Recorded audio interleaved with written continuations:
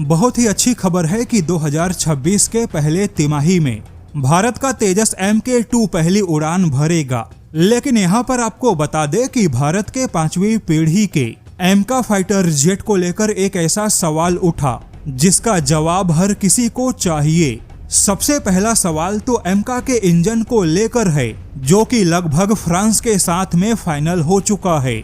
लेकिन जैसा कि पहले एमका के लिए 110 किलो न्यूटन का इंजन फाइनल था, किंतु 110 किलो न्यूटन के इंजन पर भी कई सारे सवाल उठे। जैसे कि 110 किलो न्यूटन के इंजन की जो ताकत है वह कम तो नहीं है, लेकिन भविष्य के आवश्यकताओं के हिसाब से थोड़ा और ज्यादा होना चाहिए। ऐसे में कई सारे बहस हुए, कई सारी चर्चाएं हुई। वायुसेना और सरकार के बीच में काफी सोच विचार हुआ। तब जाकर फाइनली भारत ने 120 किलो न्यूटन के इंजन की ओर कदम बढ़ाया। हालांकि यहाँ पर आपको बता दें कि भारत भले ही फ्रांस के साथ मिलकर 120 किलो न्यूटन का इंजन विकसित करेगा, लेकिन फिलहाल में फ्रांस के पास में ना तो 110 किलो न्यूटन का इंजन है, ना ही 120 किलो न्यूटन का इंजन है।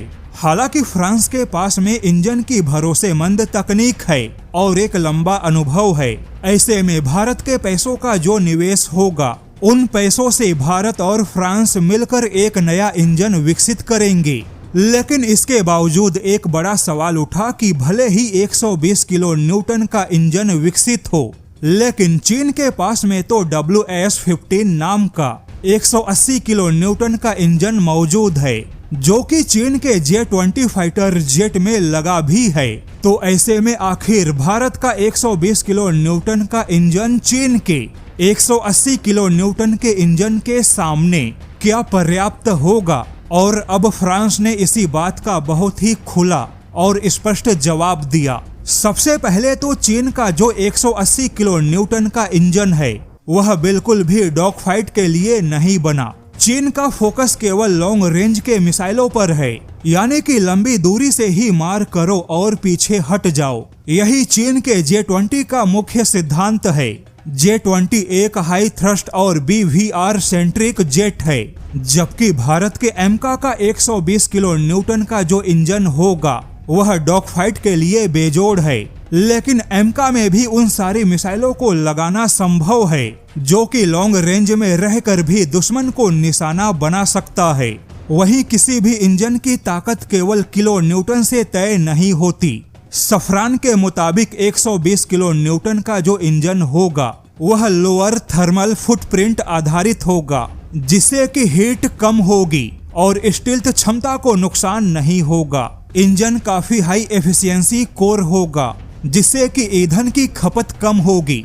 वहीं इंजन के पास में सस्टेन्ड सुपर क्रूज ताकत होगी, जिससे कि एमका लंबे समय तक सुपर क्रूज स्पीड में उड़ान भर सकेगा। अब ज्यादा देर सुपर क्रूज स्पीड में उड़ान भरना यानी भारत का एमका दुश्मन के आंखों के सामने से आसानी से गायब हो सकता है और बियॉन्ड विजुअल रेंज मिसाइलों को चकमा देकर उसकी रेंज से बाहर जा सकता है। हालांकि यहाँ पर आपको बता दें कि ज्यादा किलो न्यूटन के होने से किसी भी फाइटर जेट के स्पीड का कोई लेना देना नहीं होता। यहाँ पर फ्रांस ने स्पष्ट किया कि J-20 दौड़ेगा पहले, लेकिन भारत का एमका देखेगा पहले, और जो पहले देखेगा वही पहले मारेगा। यानी कि फ्रांस के मुताबिक J-20 के इंजन में वजन है, लेकिन एमका के इंजन में बिजली जैसी रफ्तार होगी और एमका के इंजन की यही रफ्तार एमका फाइटर जेट को ज्यादा से ज्यादा टिकाऊ और भरोसेमंद बनाती है।